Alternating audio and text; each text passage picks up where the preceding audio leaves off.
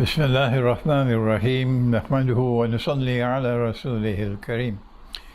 We greet you with Assalamu alaikum wa rahmatullahi wa barakatuh on this, the 22nd day of the blessed month of Ramadan, and the juz, or the portion of the Quran to be recited on this day in order to complete the recitation of the whole Quran in Ramadan. The juz begins with Surah Al-Jathiyah, and it ends with Surah Al-Hujurat. There are, I think, 5 surah in this juz. Now then, we have been introducing Dajjal, the false Messiah, the Antichrist, to you. And we've been giving you his footprints. And we see how Dajjal is one of the most important things that he has under his command in order to pursue his mission of eventually taking control of the world, politically, economically, monetarily, scientifically, and so on, militarily. One of the most important things of all he has is his control over time and his control over space. And the event in Surah An-Naml with the throne being brought from Yemen to Jerusalem, and the King Solomon, the Prophet Solomon, Allah's blessing be upon him, turning first to the jinn. And the jinn have the capacity to travel at tremendous speed, and they can pass through a wall. And the jinn, the most powerful of all, the Ifrit, said, I can bring that throne to you as fast as before you rise from your throne. And then someone in the court who had the knowledge of the Kitab, he said, I can bring that throne to you. I can bring that throne to you as fast as the twinkling of an eye. And this was our view, that Kitab or that book is a book of aerodynamics. This is my view. You can't deny me the freedom for a view. Of course you will have a different view from me, but never mind, we don't have to fight over it.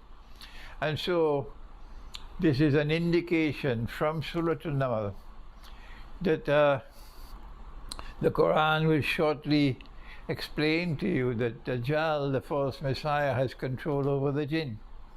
And if he has control over the jinn, then he has control over movement through space. And they will bring objects through space at lightning speed.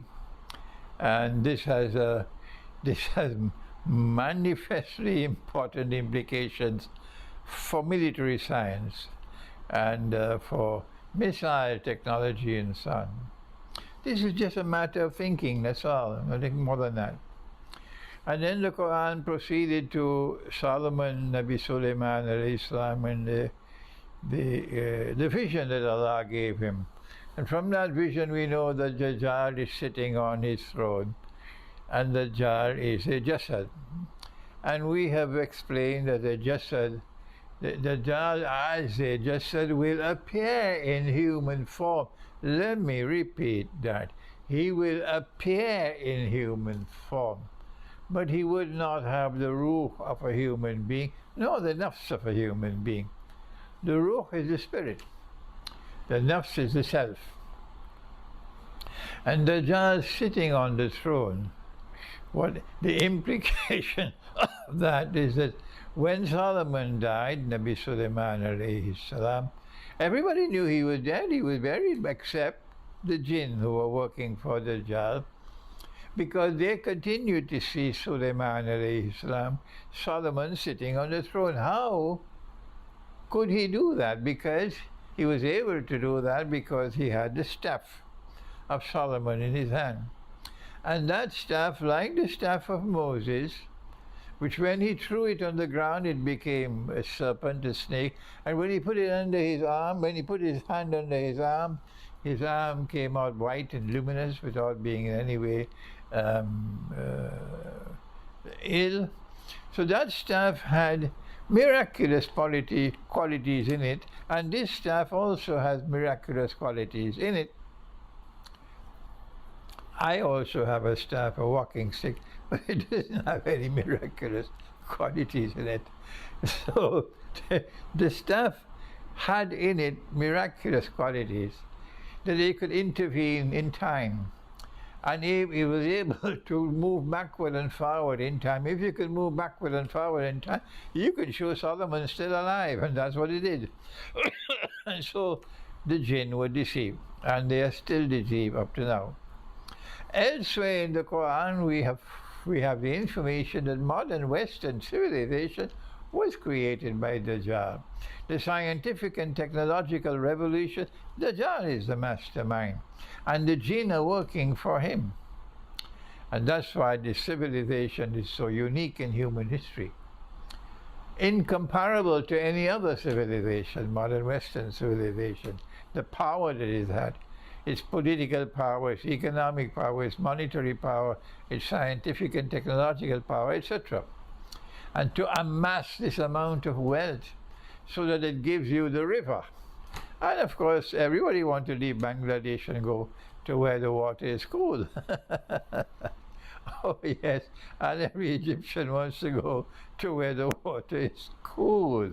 In the United States and Canada and Australia and New Zealand and France and Britain and Germany, etc., etc. The West. Not knowing that Dajjal's river, the cool waters of his river, that's actually his fire. And the places where there's so much poverty and so much crime and people are suffering so much, and it looks like the fire, actually, that's the river, said Muhammad, Allah's blessing be upon him. And so now, how long will Dajjal continue to have this power over mankind, with the jinn working for him, relentlessly, incessantly? The answer is to be found in Surah Al-Sabah. Is it Sabah? When he died, فَلَمَّا قَضَى سُلَيْمَانَ الْمَوْتِ. I think it is Sabah, maybe I'm wrong, anyhow. When Suleiman died,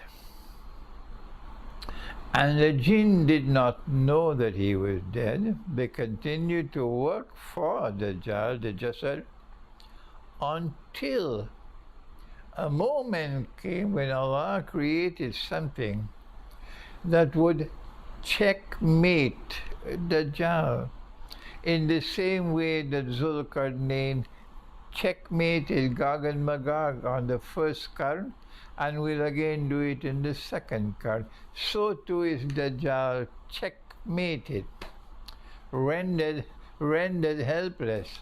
What will Allah do to do that? Answer, He sends Dabbatul Ard. And Dabbatul Ard, in one verse of the Quran, will cause harm to mankind. Taklimuhum, would cause harm to mankind. Let me repeat it one more time. The Quran says that Dabbatul Ard would harm, would injure and harm mankind. Taklimuhum. But here in this verse, where Suleiman is dead, Dabbatul Ard will come and consume the minsa of the staff. And if the minsa of the staff is destroyed, it becomes just like my walking stick. All the miraculous powers will be gone. That is the minsa of the staff. So who are Gog and Magog? Who is Dabbatul Ard, who have the capacity to consume the miraculous inner heart of the staff? It's not termites, as you'll find in the tafsir. So many of the commentators of the Quran consider minsa to be the staff. That's right. And I said, no, The staff is asa. But in the staff for asa there is the minsa. The minsa is not the staff. The minsa is a property of the staff. And so they said it's termites. And when Solomon died, he died, excuse me for laughing, it's so funny. Solomon died while sitting on his throne, holding on to his staff. And he kept on like that for I don't know how many years. Nobody knew he was dead. And then the termites came and they started nibbling at the bottom of the staff. And I don't know how long they took to nibble and bite until the staff lost its balance. And when the staff tumbled, then the body tumbled, crick, crack, the wire bent, and that's the way the story ends. That's not scholarship. This is scholarship. Back to serious business now. So the minsa is a property of the staff, a miraculous property of the staff which allows whoever is holding the staff to intervene in time. إِنَّمَا النَّسِيُّ زِيَادَةٌ لِلْكُفْرِ. If you intervene in time, that's the road to kufr. And the Dajjal has kafir written on his forehead. So who is Dabbatul Ard? Who will checkmate Dajjal? Because once Dabbatul Ard consume the minsa of the staff, the miraculous quality of the staff which allows him to get the jinn to work for him, then Dajjal is left powerless. He's finished. This is my interpretation, and you should not accept my interpretation unless you are convinced it is correct. Someone might have a better interpretation than me. That's how Iqbal used to speak. That's how Iqbal used to speak. There's someone coming afterwards might be able to explain this better than me. Iqbal used to say that. And so, similarly, I speak. My view is that the electromagnetic waves, I'm not a physicist, I don't have a PhD in physics.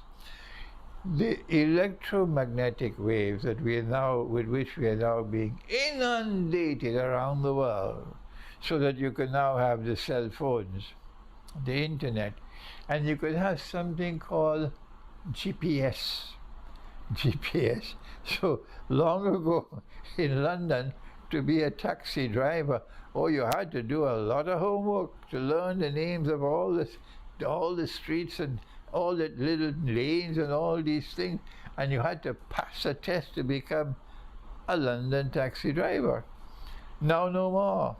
Any Uber taxi you call, he has his smartphone, and he puts in the direction, the place you want to go, and it tells you how to turn left, turn right, this, that, and so on. Yes, so the GPS is one of the things that is the byproducts of this new age of the electromagnetic waves from the wireless and so on. But notice that when this is pervading the atmosphere, the bees can't navigate anymore, and honey production is decreasing. Birds will fall down, small birds will fall from the sky, because you are polluting the atmosphere. Imagine what it's going to be like after nuclear war. So Dabbatul Ard, in my opinion, and I can be wrong. My critics, of course, are never wrong. I can be wrong. That is the Dabbatul Ard is the electromagnetic waves, or whatever other terminology you have better than mine, with which we are now being inundated, and this eventually will destroy the minsa of the staff. And once the minsa of the staff is destroyed, goodbye the state of Israel. Thank you. Wassalamu alaikum wa rahmatullahi wa barakatuh.